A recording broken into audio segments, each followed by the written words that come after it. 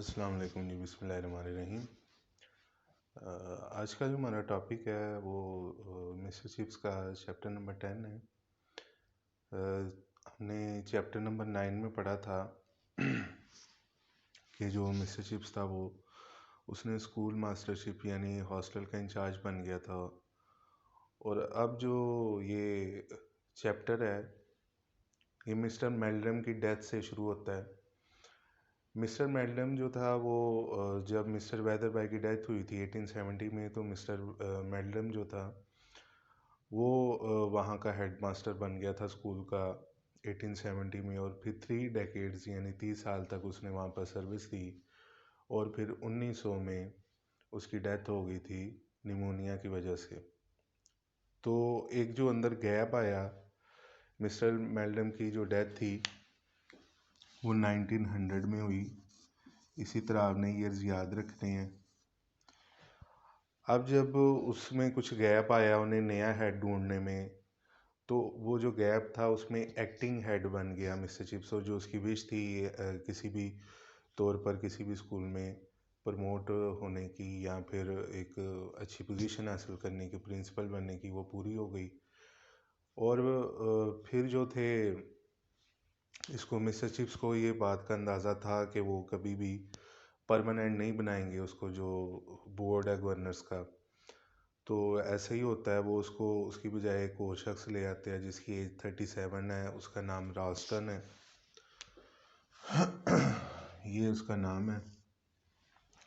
अब वो कहता है कि वो फर्स्ट और ब्लूज़ के साथ आता है, यानी उसके पास बहुत अच्छी क्वालिफिकेशन होती है, तमगे होते हैं, मेडल्स होते हैं, काफ़ी काबिल होता है। And he was very strict in case of discipline. जब डिसिप्लिन का मामला होता है तो रास्टन का डिसिप्लिन पूरे स्कूल में मशहूर है कि हर बच्चा जो है उसके काबू में रहता है। तो ये भी राइटर लिखता है कि अगर वो अपनी आंख को सिर्फ उठाए तो he can reduce the whole hall into silence. के जितना भी वो हॉल में बच्चे बैठे हो, सिर्फ अपनी जो आंख है वो उठा के उनको ये जो उसकी पलक है उठा के देखे तो बच्चे जो खामोश हो जाते हैं।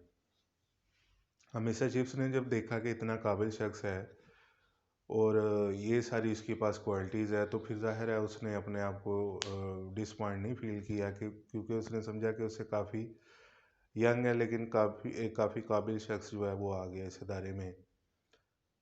तो उसके बाद आगे इससे स्टोरी चलती है कि जब मिस्टर रास्टन आता है तो उन्हीं दिनों में जो किंग होता है, किंग एडवर्ड, उसकी डेथ हो जाती है। तो वो किंग एडवर्ड की डेथ का जो 7th होता है उसका ऐलान करता है और फिर बताता है कि आज स्कूल में छुट्टी है और चर्च से भी छुट्टी हो जाएगी, जो चर्च क्लास होती है उनकी, क्योंकि फुल डे स्कूल है। उसके बाद हम पढ़ते हैं कि वहाँ पर स्ट्राइक होती है रेलवे मैन की। अब जब रेलवे के लोग वहाँ पर स्ट्राइक कर रहे होते हैं अपनी प्रमोशन के लिए, इंक्रीमेंट के लिए, अपने राइट्स के लिए, तो जो ब्रुकफील्ड के बच्चे होते हैं उनकी ड्यूटी वहाँ पर होती है कि वो उनकी जो रेलवे लाइन है उसको गार्ड करेंगे, उसकी हिफाजत करेंगे। और जिन उन बच्चों का जो इंचार्ज होता है वो मिस्टर चिप्स होता है। मिस्टर चिप्स वहाँ पर खड़ा किसी ध्यान रख रहा होता है, तो एक बच्चा होता है क्रिकलेड, ये इसका नाम लिखा हुआ। क्रिकलेड आता है और यही सवाल है कि what did he ask chips. तो उसने चिप्स से क्या पूछा था? उसने यही पूछा था कि अगर हम उनमें से किसी स्ट्राइकर को मिलेंगे तो हमें क्या करना चाहिए, फिर हम क्या करेंगे, क्या एक्शन लेना चाहिए। तो मिस्टर चिप्स जो है वो एक स्ट्राइकर होता है मिस्टर जोन्स, उसके साथ बात कर रहा होता है। तो वो कहता है कि तुम लोग तो ऐसे स्ट्राइकर्स के बारे में बात कर रहे हो जिस तरह वो किसी चिड़ियाघर से आए हुए जानवर हैं। तो वो उसे कहता है ये लो मिल लो इससे, ये मिस्टर जोन्स है और ये सिग्नल बॉक्स का इंचार्ज रहा हुआ है। तुमने अपनी you have put your life for many times in his hands, कि तुमने अपनी जान जो है इसके हवाले कई दफ़ा की है। मीन्स कि अगर ये गलत सिग्नल दे देता वहाँ पर, हमने देखा होगा जब ये रेलवे क्रॉसिंग वहाँ पर बंद होती है तो एक शख्स होता है वो रेड फ्लैग, या हमारे इलाकों में तो ऐसे ही होता है, लेकिन या फिर लैंप होता है रेड, अगर कोई ख़तरा हो आगे या लाइन में कोई मसला है या टूटी हुई है लाइन, तो वो रेलवे को जो ट्रेन होती है उसको वहीं पर रोक देता है। लेकिन अगर सब कुछ ओके हो तो फिर वो ग्रीन फ्लैग या फिर ग्रीन लैंप जो है उसको जलाकर, उसकी जो बाहर लाइट होती है, कवर होता है, वो ग्रीन होता है, तो उसे हमें अंदाज़ा होता है कि they are ready to go. उसके बाद ये बात काफ़ी स्कूल में फैलती है कि देखो जी इसने स्ट्राइकर से बात की है, तो मिस्टर चिप्स जो है इस बात पर ज़रा भी शर्मिंदा नहीं होता और ज़रा भी इस चीज़ को गलत नहीं समझता, क्योंकि ये समझता है कि ज़ाहिर है वो भी इंग्लैंड के रहने वाले सिटीजन हैं, उनके भी राइट्स हैं, वो इंसान है, कोई जानवर नहीं है। तो अगर वो स्ट्राइक कर रहे हैं तो इसमें कोई बुरी बात नहीं है। उसके बाद हम पढ़ते हैं कि फिर आगे क्वीन विक्टोरिया जो होती है 1897 में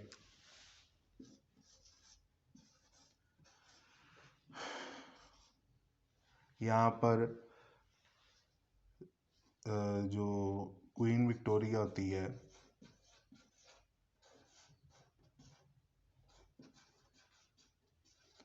उसका प्रोसेशन देखने जाते हैं जी वहाँ पर। जो इनकी डायमंड जुबली होती है उसको ये देखने जाते हैं।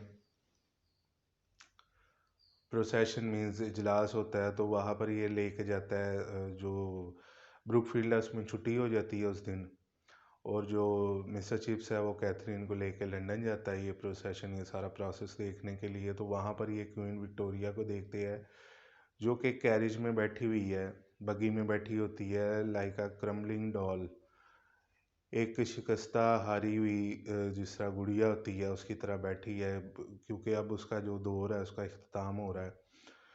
तो ये उसने सिंबलाइज़ किया है कि उसके साथ साथ हर चीज़ जो है वो भी एंड हो रही थी, यानी जितनी अच्छी चीज़ें थी क्वीन विक्टोरिया के दौर में।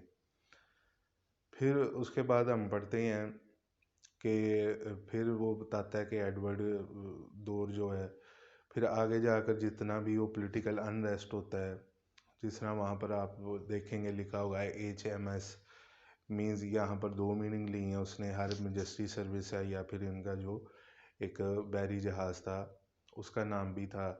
इसी तरह आगे आप पढ़ते हैं उसके बारे में ड्रेडनॉट। ड्रेडनॉट जो था ये इनका पहला बहरी जंगी जहाज़ था इंग्लैंड का, जो 1906 में बना था। इसी तरह फिर उसके बाद आ जाता है डॉक्टर क्रिपन, जो कि बहुत बड़ा कातिल था, वो सीरियल किलर था। तो मार्कोनी का जिक्र किया कि मार्कोनी ने उस दौर में टेलीग्राफ इजाद किया। तो फिर इसी तरह स्ट्राइक्स हुए, लॉकआउट्स हुए, बहुत ज़्यादा स्ट्राइक्स हुए उस दौर में। ये सारा जिक्र करते करते वो फिर आगे आता है कि 1900 में जब 1900s में टाइटैनिक को इन्होंने भेजा सफ़र पर, उस जो पहला सफ़र था आपने सुना होगा वेरी फेमस, कि वो पहले ही सफ़र में जो था वो तबाह हो गया था, और ये भी 1906 ही की बात है। तो उस बहरी जहाज़ में एक बच्चा होता है ग्रेसन, उसका बाप जो है वो भी सफ़र कर रहा होता है। अब वो स्कूल में एब्सेंट रहता है मेंटली, और लोग उसे पूछते हैं तो वो बताता है कि इस तरह पता चला है कि टाइटैनिक के साथ वो हादसा हुआ है। तो उसका जो फादर था वो पता नहीं चल रहा कि बचने वालों में है या मरने वालों में है, तो वो काफ़ी परेशान रहता है बच्चा सारा दिन। हर बंदा उसको कंसोल करता है, इवन मिस्टर चिप्स उसे कहता है कि आज तुम बेशक कोई भी काम ना करो, तुम सिर्फ आराम से बैठो, अपने माइंड को रिलैक्स करो। तो फिर आखिरकार पता चल जाता है कि जो उसका फादर है वो बच गया, तो फिर सारे लोग जो है रिलैक्स हो जाते हैं, जिसमें वो बच्चा ग्रेसन भी होता है ऑब्वियसली। तो यहाँ पर आकर इस चैप्टर का एंड होता है। अब इसमें जो इम्पोर्टेंट क्वेश्चंस हैं वो ये हैं कि हु वाज मेल्डम। मेल्डम कौन था? वो जो था सक्सीडर था इसका मिस्टर वेदरबाई का, मिस्टर वेदरबाई के बाद आने वाला हेड ऑफ स्कूल था। And when did he die? He died in 1900 of pneumonia. Who was Ralston? Ralston was the next headmaster of the school, and he was very strict. He was a young person with first and blues. He could reduce the whole hall of the boys to silence with merely an uplift of his eye.